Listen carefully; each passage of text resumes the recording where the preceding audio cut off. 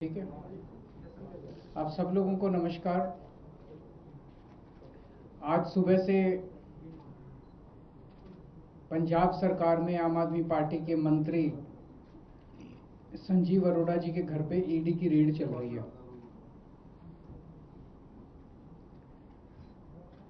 ED का काम है कि देश के अंदर अगर कहीं मनी लॉन्ड्रिंग हो रही है तो उसको रोकना, उसकी जांच करना। अगर इस मकसद से ईडी अपनी कार्रवाई करे तो हमें कोई परेशानी नहीं है। लेकिन जो हमने देखा कि जब से मोदी राज आया है इस देश के अंदर, सीबीआई भ्रष्टाचार के रोकने के लिए काम नहीं करती और ईडी मनी लॉन्ड्रिंग रोकने के लिए काम नहीं करती। वो सिर्फ और सिर्फ दूसरी पार्टियों को तोड़ने, उनके नेताओं को डराने, धमकाने और उन्हें बीजेपी में शामिल कराने का काम करती हैं। आज सुबह से जो संजीव अरोड़ा जी के घर पे कार्रवाई चल रही है वो भी उसी दिशा में एक कार्रवाई है। संजीव अरोड़ा के घर पे ईडी कोई मनी लॉन्ड्रिंग की जांच करने नहीं आई। पिछले 1 महीने के अंदर ये दूसरी ईडी की रेड है संजीव अरोड़ा जी के यहाँ। एक बार 17 अप्रैल को आई थी ईडी। संजीव अरोड़ा जी के जितने ठिकाने थे, गुड़गांव में, लुधियाना में, दिल्ली में, हर जगह उन्होंने रेड की। 3 दिन तक रेड चली। उस 3 दिन की रेड में ऐसा क्या था जो नहीं मिला, जो ढूंढने आज आए हैं। मैं बताता हूं कि उन 3 दिन की रेड में क्या नहीं मिला जो आज ढूंढने आए हैं। उसी वक्त अशोक मित्तल जी के यहां रेड हुई। उनके यहां भी 3 दिन रेड चली और उस 3 दिन की रेड के बाद अशोक मित्तल जी ने बीजेपी ज्वाइन कर ली। उनके यहां रेड खत्म हो गई, उनका सारा मामला रफा दफा हो गया। संजीव अरोड़ा जी ने बीजेपी ज्वाइन नहीं की। उस दिन उन पर काफी दबाव डाला गया, बीजेपी ज्वाइन कर लो, बीजेपी ज्वाइन कर लो। अगर वो उस दिन बीजेपी ज्वाइन कर लेते तो शायद आज ईडी की रेड नहीं होती। तो आज ईडी की रेड हुई है उनको सबक सिखाने के लिए कि तुमने बीजेपी ज्वाइन क्यों नहीं की। या तो बीजेपी ज्वाइन कर लो और नहीं तो गिरफ्तार कर लिए जाओगे। इसलिए आज ईडी की रेड हुई है। यह बहुत ही दुख की बात है जिस तरह से एजेंसीज को दुरुपयोग किया जा रहा है मोदी राज के अंदर। पंजाब को खासकर मोदी जी टारगेट कर रहे हैं। पंजाब के लोगों के साथ धक्का किया जा रहा है। पंजाब के लोगों के साथ नाइंसाफी की जा रही है। पंजाब के लोगों को कुचलने की कोशिश की जा रही है। पंजाब के लोगों के साथ अन्याय किया जा रहा है। पिछले 4 साल में मोदी जी ने पंजाब में पहले 3 काले कानून लाने की कोशिश की। पंजाब के किसानों के विरोध के सामने मोदी जी को झुकना पड़ा। पिछले 4 साल से ग्रामीण विकास का हजारों करोड़ रुपया, जिससे मंडियों की, गांव-गांव की सड़कें बननी होती हैं, वो प्रधानमंत्री जी ने रोक दिया। पंजाब की पंजाब यूनिवर्सिटी टेक ओवर करने की कोशिश की गई। चंडीगढ़ को हरियाणा को ट्रांसफर करने की कोशिश, पंजाब से छीनने की कोशिश की जा रही है। पंजाब के पानियों के ऊपर डाका डालने की कोशिश की जा रही है। बीबीएमबी को हथियाने की कोशिश की जा रही है।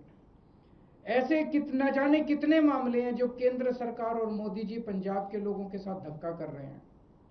और अब पिछले कुछ दिनों से रोज बस एक ही खबर है, आज ईडी ने यहां रेड कर दी, आज ईडी ने वहां रेड कर दी।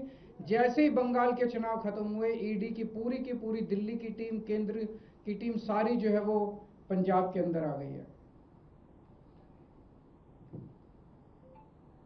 इनका मकसद कोई काला पैसा ढूंढना या मनी लॉन्ड्रिंग ढूंढना नहीं है।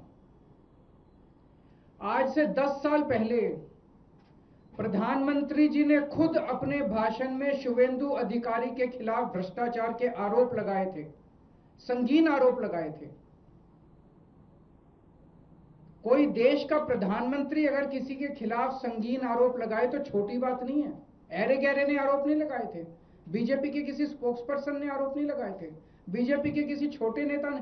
प्रधानमंत्री, भारत के प्रधानमंत्री ने शुवेंदु अधिकारी के खिलाफ आरोप लगाए थे। आज प्रधानमंत्री जी खुद उन्हें सीएम की शपथ दिला के आए हैं अपने हाथ से। अमित शाह जी ने हेमंत बिश्व शर्मा के खिलाफ भ्रष्टाचार के संगीन आरोप लगाए थे। उसको इन्होंने असम का मुख्यमंत्री बना दिया। अजीत पवार के खिलाफ प्रधानमंत्री जी ने खुद भ्रष्टाचार के आरोप लगाए थे, उसके 6 दिन के अंदर उसको महाराष्ट्र का उप मुख्यमंत्री बना दिया। शुभेंदु अधिकारी के खिलाफ ईडी नहीं जाएगी, ईडी संजीव अरोड़ा के खिलाफ जाएगी। हेमंत बिश्व शर्मा के खिल को गिरफ्तार नहीं किया जाएगा, गिरफ्तार केजरीवाल को किया जाएगा। अजीत पवार को गिरफ्तार नहीं किया जाएगा, गिरफ्तार मनीष सिसोदिया। क्यों? उन्होंने सबने बीजेपी ज्वाइन कर ली। तो इनका मकसद देश से भ्रष्टाचार दूर करना नहीं है, इनका मकसद मनी लॉन्ड्रिंग रोकना नहीं है, इनका मकसद केवल और केवल दूसरी पार्टियों के नेताओं को तोड़ के बीजेपी में शामिल करवाना है।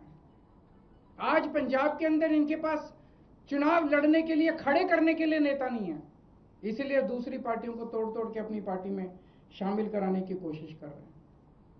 मैं मोदी जी को याद दिलाना चाहता हूं पूरी विनम्रता के साथ, पंजाब गुरुओं की धरती है। आज मोदी जी जो पंजाब के साथ अत्याचार कर रहे हैं, वो हमें उस वक्त की कई सौ साल पहले की याद दिलाता है जब औरंगजेब ने भारत के अंदर जगह जगह अत्याचार कर करके भारत के कई हिस्सों पे कब्जा कर लिया था। आज मोदी जी ने बेईमानी कर करके भारत के कई हिस्सों पे कब्जा कर लिया है। उसके बाद औरंगजेब की नजर पंजाब के ऊपर पड़ी। पूरे देश के बेईमानी पे कब्जा करने के बाद अब मोदी जी की नजर भी पंजाब के ऊपर पड़ी है। औरंगजेब ने पंजाब के लोगों के साथ खूब अत्याचार किया, मोदी जी भी पंजाब के लोगों के साथ खूब अत्याचार कर रहे हैं। लेकिन उस वक्त हमारे गुरु साहिबान ने औरंगजेब के अत्याचार का सामना किया, अन्याय का सामना किया और अपनी कुर्बानियां दी। उनकी कुर्बानियों से प्रेरित होकर आज पंजाब के लोग खड़े होकर मोदी जी के अत्याचार और अन्याय का सामना करेंगे और पूरे देश को मोदी राज के अन्याय और अत्याचार से मुक्ति दिलाएंगे। मैं मोदी जी को कहना चाहता हूं, 4 साल पहले भी आप पंजाब के साथ खिलवाड़ कर चुके हैं, जब आपने 3 काले कानून लाने की कोशिश की थी और पंजाब के किसानों के सामने आपको घुटने टेकने पड़े थे। आज आपने फिर पंजाब को ललकारा है, पंजाब इसको बिल्कुल बर्दाश्त नहीं करेगा। मैं मोदी जी से हाथ जोड़ के विनम्रता से निवेदन करता हूं, पंजाब के साथ धक्काशाही करना बंद कीजिए। अगर आपका कोई प्रश्न है तो पूछ लीजिए। जो 5 राज्यों के चुनावी नतीजे हैं उस पर आपका? मेरा यही कहना है कि ये बेईमानी से जीते हैं बीजेपी वाले, ईमानदारी से ये चुनाव जीत नहीं सकते। मोदी जी देश के अंदर बहुत बहुत बहुत ज़्यादा अनपॉपुलर हो चुके हैं। अगर ईमानदारी से एक भी चुनाव कराया जाए तो बीजेपी एक भी स्टेट इस देश के अंदर नहीं जीत सकती। सर, इट सीम्स लाइक कि अब बीजेपी पंजाब को लेके बहुत ज़्यादा फोकस्ड है, बंगाल का कैंपेन उनका ओवर हुआ, तो ये कहा जा रहा है कि पंजाब जीतना उनका सपना है, बॉर्डर स्टेट आखिरी बचा है जहाँ उनकी सरकार नहीं है। मैंने तो कहा था औरंगजेब का भी सपना था और मोदी जी का भी सपना है। औरंगजेब को भी पंजाब के लोगों ने मज़ा चखाया था, मोदी जी ये गलती ना करें।